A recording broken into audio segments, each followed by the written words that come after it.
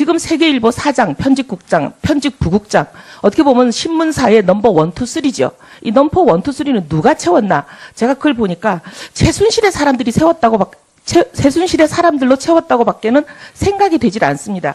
왜냐하면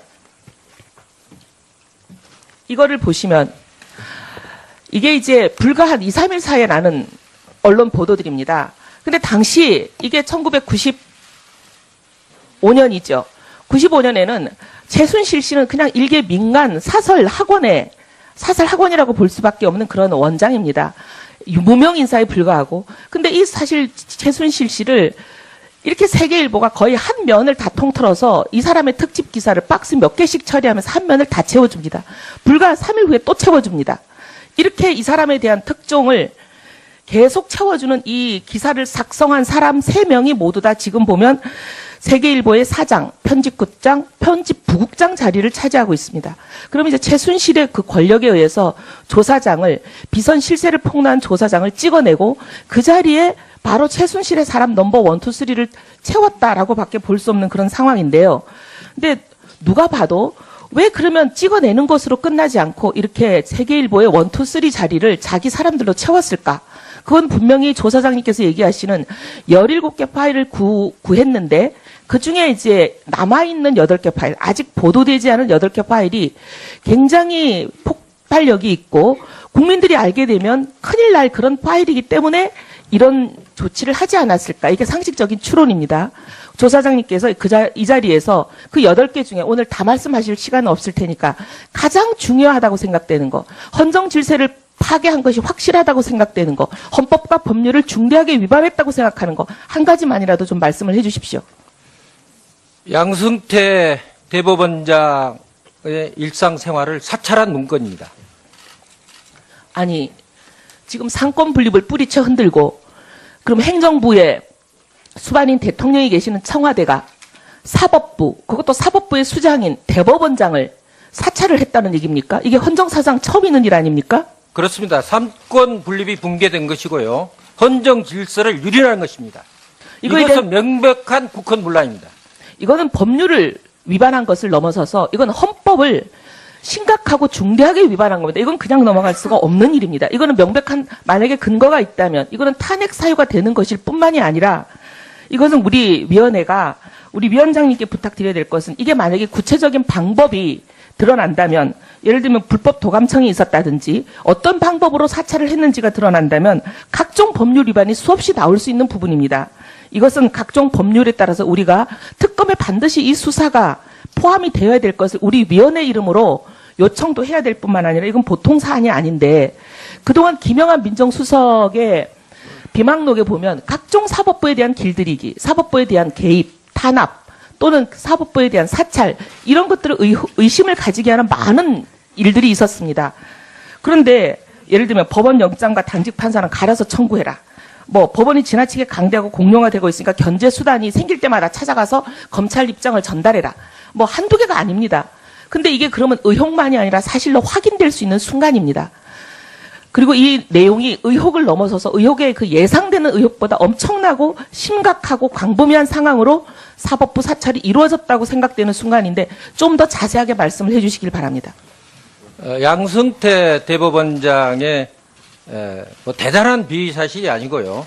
뭐 등산 등 일과 생활을 낱낱이 사찰해가지고 청와대에 보고한 내용과 그다음에 당시 2014년 춘천지방법원장으로 재직하고 있던 최성준 지방법원장의 뭐 예를 들면 관용차의 뭐 사적 사용이라든지 대법관 진출을 위한 뭐 운동이라든지 이런 내용을 포함한 2건의 문건이 사찰 문건이 된 겁니다. 이거는 부장판사 이상 사법부 모든 간부들을 사찰한 명백한 증거입니다.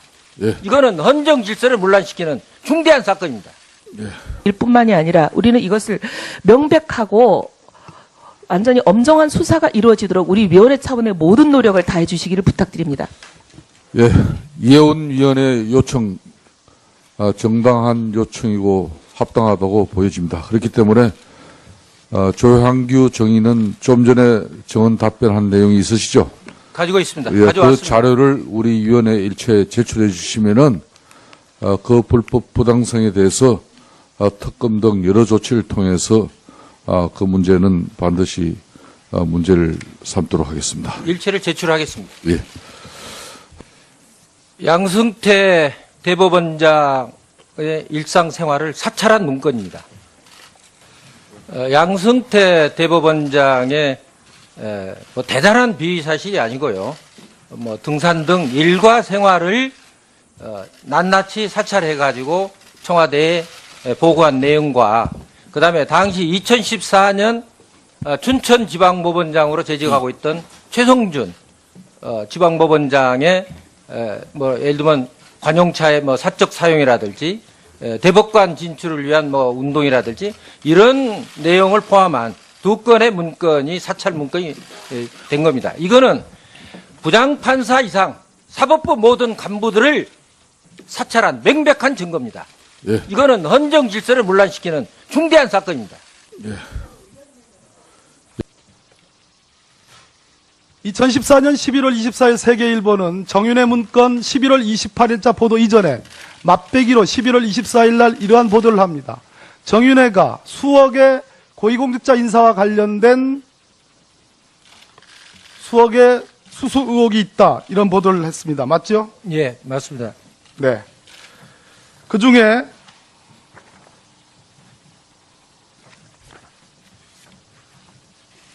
정윤회 문건이 본격적으로 보도되기 전인 11월 24일 청와대는 김기춘 비서실장 주재하에 김영한 고 민정수석 이 부분에 대한 경위 파악을 합니다.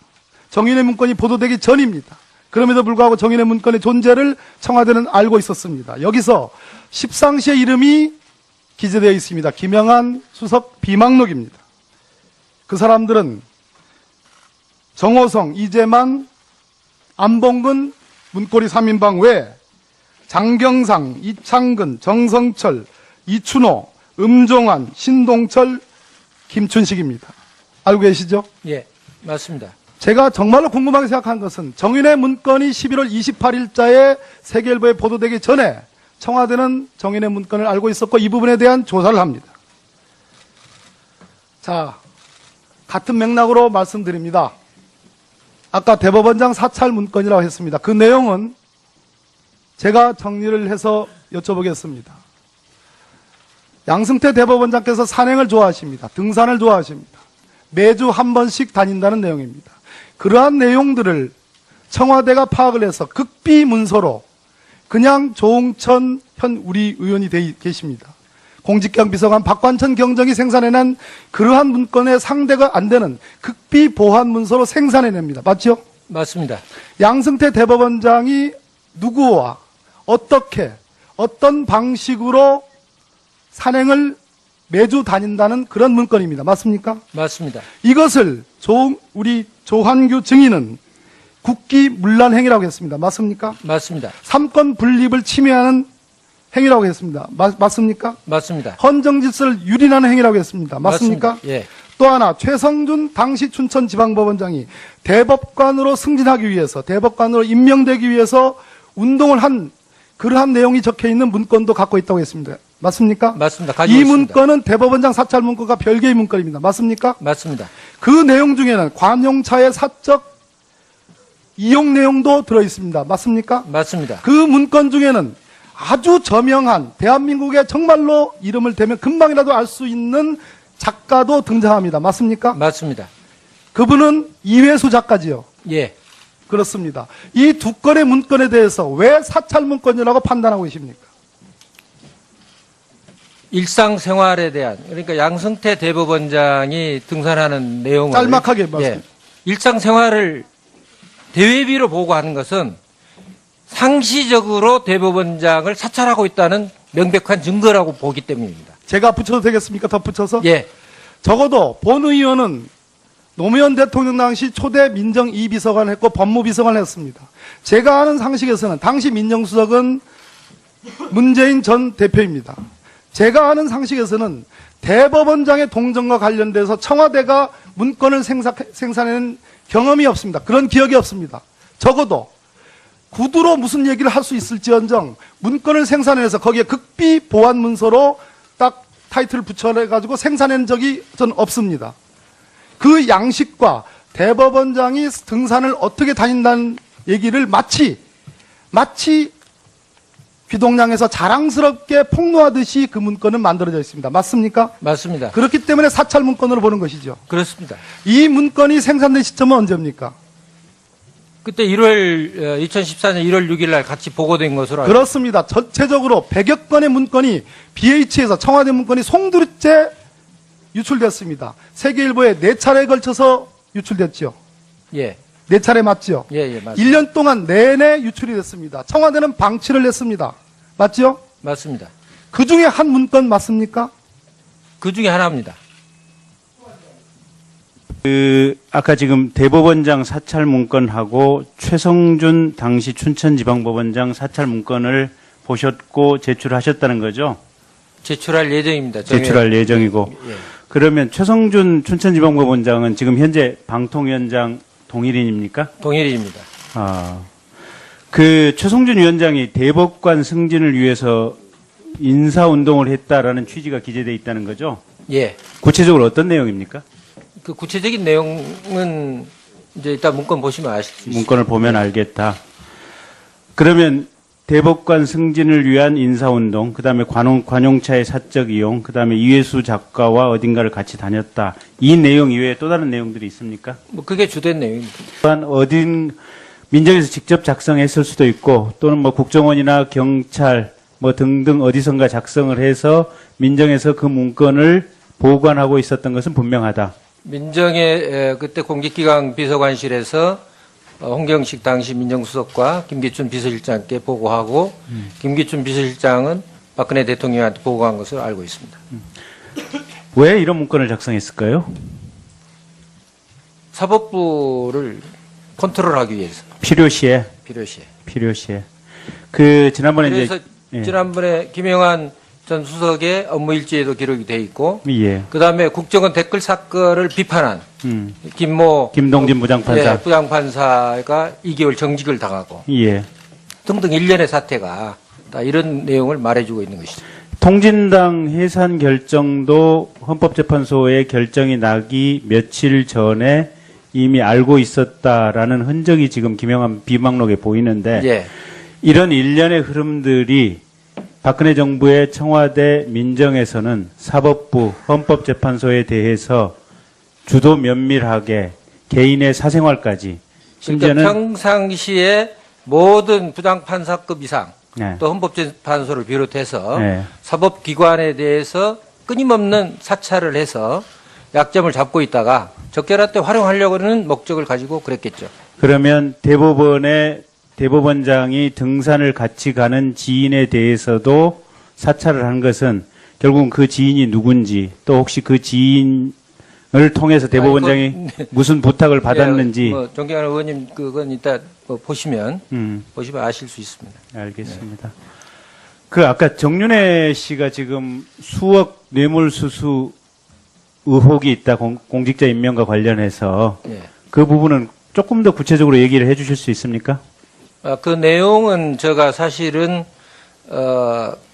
이제 문건을 사실은 가장 센 걸 가져와라 하나만 네. 가져와라 해서 예. 이제 대법원장 사찰에 대한 문건을 제가 직접 봤고요. 예. 그다음에 다른 문건들은 구두로 보고했기 때문에 보고로 받았기 때문에 금액이 7억으로 돼 있는 거 맞습니까?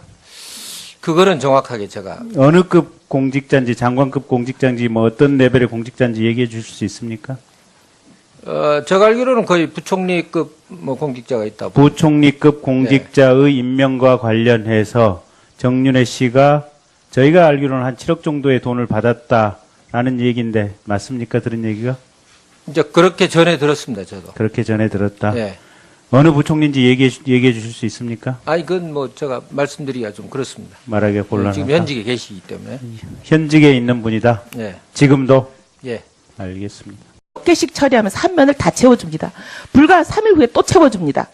이렇게 이 사람에 대한 특종을 계속 채워주는 이 기사를 작성한 사람 3명이 모두 다 지금 보면 세계일보의 사장, 편집국장, 편집부국장 자리를 차지하고 있습니다. 그럼 이제 최순실의 그 권력에 의해서 조사장을, 비선 실세를 폭로한 조사장을 찍어내고 그 자리에 바로 최순실의 사람 넘버 1, 2, 3를 채웠다라고 밖에 볼 수 없는 그런 상황인데요. 근데 누가 봐도 왜 그러면 찍어내는 것으로 끝나지 않고 이렇게 세계일보의 1, 2, 3 자리를 자기 사람들로 채웠을까? 그건 분명히 조사장님께서 얘기하시는 17개 파일을 구했는데 그 중에 이제 남아있는 8개 파일, 아직 보도되지 않은 8개 파일이 굉장히 폭발력이 있고 국민들이 알게 되면 큰일 날 그런 파일이기 때문에 이런 조치를 하지 않았을까. 이게 상식적인 추론입니다. 조사장님께서 이 자리에서 그 8개 중에 오늘 다 말씀하실 시간은 없을 테니까 가장 중요하다고 생각되는 거, 헌정 질서를 파괴한 것이 확실하다고 생각되는 거, 헌법과 법률을 중대하게 위반했다고 생각하는 거, 한 가지만이라도 좀 말씀을 해 주십시오. 양승태 대법원장의 일상생활을 사찰한 문건입니다. 아니, 지금 상권 분립을 뿌리쳐 흔들고, 그럼 행정부에 수반인 대통령이 계시는 청와대가 사법부, 그것도 사법부의 수장인 대법원장을 사찰을 했다는 얘기. 지금 세계일보 사장, 편집국장, 편집부국장, 어떻게 보면 신문사의 넘버 1, 2, 3죠. 이 넘버 1, 2, 3는 누가 채웠나? 제가 그걸 보니까 최순실의 사람들이 최순실의 사람들로 채웠다고 밖에는 생각이 되질 않습니다. 왜냐하면 이거를 보시면 이게 이제 불과 한 2, 3일 사이에 나는 언론 보도들입니다. 근데 당시 이게 1995년이죠. 95년에는 최순실 씨는 그냥 일개 민간 사설 학원이라고 볼 수밖에 없는 그런 원장입니다. 무명 인사에 불과하고. 근데 이 사실 최순실 씨를 이렇게 세계일보가 거의 한 면을 다 통틀어서 이 사람의 특집 기사를 박스 몇, 이건 보통 사안이 아닌데 그동안 김영한 민정수석의 비망록에 보면 각종 사법부에 대한 길들이기, 사법부에 대한 개입, 탄압, 또는 사법부에 대한 사찰, 이런 것들을 의심을 가지게 하는 많은 일들이 있었습니다. 그런데 예를 들면 법원 영장과 당직 판사는 갈아서 청구해라. 뭐 법원이 지나치게 강대하고 공룡화되고 있으니까 견제 수단이 생길 때마다 찾아가서 검찰 입장을 전달해라. 뭐 한두 개가 아닙니다. 근데 이게 그러면 의혹만이 아니라 사실로 확인될 수 있는 순간입니다. 그리고 이 내용이 의혹을 넘어서서 의혹의 그 예상되는 의혹보다 엄청나고 심각하고 광범위한 상황으로 사법부 사찰이 이루어졌다고 생각되는 순간인데 좀 더 자세하게 말씀을 해주시길 바랍니다. 입니까? 이게 헌정사상 처음 있는 일 아닙니까? 그렇습니다. 삼권 분립이 붕괴된 것이고요. 헌정 질서를 유린한 것입니다. 이것은 명백한 국헌문란입니다. 이거는 법률을 위반한 것을 넘어서서 이건 헌법을 심각하고 중대하게 위반한 겁니다. 이건 그냥 넘어갈 수가 없는 일입니다. 이거는 명백한, 만약에 근거가 있다면 이거는 탄핵 사유가 되는 것일 뿐만이 아니라 이것은 우리 위원회가 우리 위원장님께 부탁드려야 될 것은 이게 만약에 구체적인 방법이 드러난다면 예를 들면 불법 도감청이 있었다든지 어떤 방법으로 사찰을 했는지가 드러난다면 각종 법률 위반이 수없이 나올 수 있는 부분입니다. 이것은 각종 법률에 따라서 우리가 특검에 반드시 이 수사가 포함이 되어야 될 것을 우리 위원회 이름으로 요청도 해야 될 뿐만 아니라